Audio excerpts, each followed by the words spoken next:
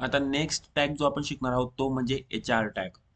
HR tag stands for horizontal line tag आणि ह्या टॅगचा आपण मोस्टली वापर करत असतो आपल्या वेब पेजमध्ये एक हॉरिझॉन्टल लाईन देण्यासाठी.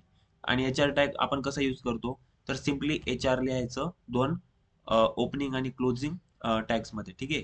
तर HR टॅग लिहायचा, याला क्लोजिंग टॅग द्यायची गरज आहे का? नाही, तर गरज नाही. HR टॅग फक्त HR जरी लिहिलं तरी एक सिंगल लाईन येत असते. तर चला याला आपण यूज करून बघूया प्रॅक्टिकली. तर सिम्पली इथं मी एक पॅराग्राफ घेतला होता मागच्या सेशनमध्ये. तर हा पॅराग्राफमध्ये आपण ज्या पद्धतीने दिला आपण इथं आता मल्टिपल पॅराग्राफ्स घेऊया, जेणेकरून काय होईल आपण याच्या टॅगचा प्रॉपर यूज बघू शकतो. ठीक आहे.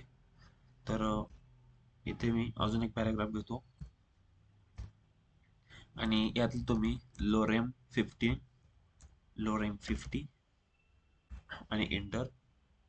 त्यानंतर आपण घेऊया एक हेडिंग. तर हेडिंग मी घेतो H1 आणि हेडिंग मी देतो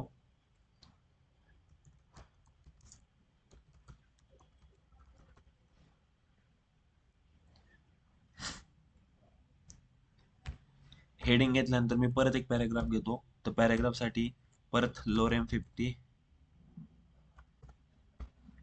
तर गाईज मी ह्या पद्धतीने थोडं कॉन्टेंट घेतलेलं आहे. आता हे कॉन्टेंट मी सहज घेतलेलं आहे, आपल्याला HR टॅग समजायचा आहे म्हणून. तर इकडे वेब पेजमध्ये तुम्ही बघू शकता की हा एक पॅराग्राफ आहे, नंतर एक हेडिंग आहे, एक पॅराग्राफ आहे.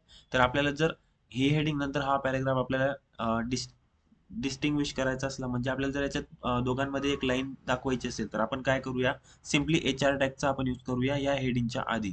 ठीक आहे. तर तुम्ही जसं या हेडिंगला क्लिक करशाल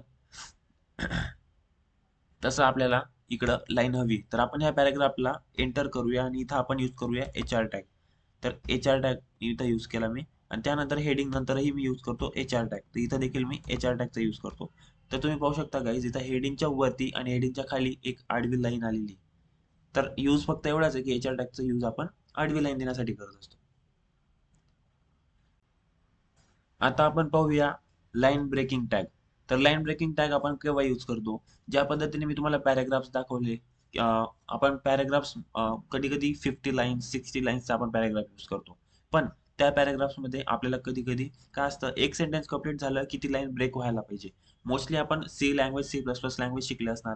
त्या C प्लस प्लस लँग्वेजमध्ये आपण ज्या पद्धतीने लूपला ब्रेक करतो, तर लूप ब्रेकिंगसाठी आपण ब्रेक टॅगचा यूज करत असतो, म्हणजे ब्रेक चा यूज करत असतो. बरोबर, ब्रेक हा कीवर्ड असतो. त्या पद्धतीने इथे लाईन ब्रेक करण्यासाठी BR असतो. ठीक आहे. BR हा टॅग असतो ज्याच्याने आपण पर्टिक्युलर लाईन किंवा पर्टिक्युलर पॅराग्राफला आपण ब्रेक करू शकतो. तर कसा यूज केला जातो चला बघूया. ह्या कोडमध्ये आपण सिम्पली इथे पॅराग्राफ टॅग आणि H1 टॅग आणि HR टॅग यांचा यूज केलेला होता. तर मला सिम्पली काय करायचं आहे, हा जो पॅराग्राफ आहे तुम्ही पाहू शकता इथे. जर मी याला थोडं झूम केलं, ओके, आय होप तुम्हाला आता दिसत असेल.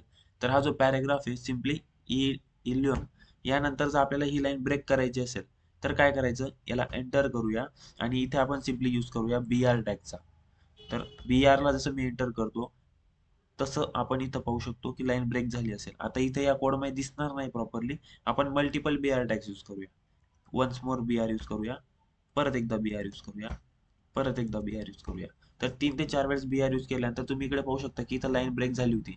हे नाव वाचा तुम्ही, काय इथे लिहिलेलं, एक्सपेडिटा इलुम. प्रोनाउन्सिएशन तसंच घाण झालं नाही का. एक्सपेडिटा इलम हे नाव आहे.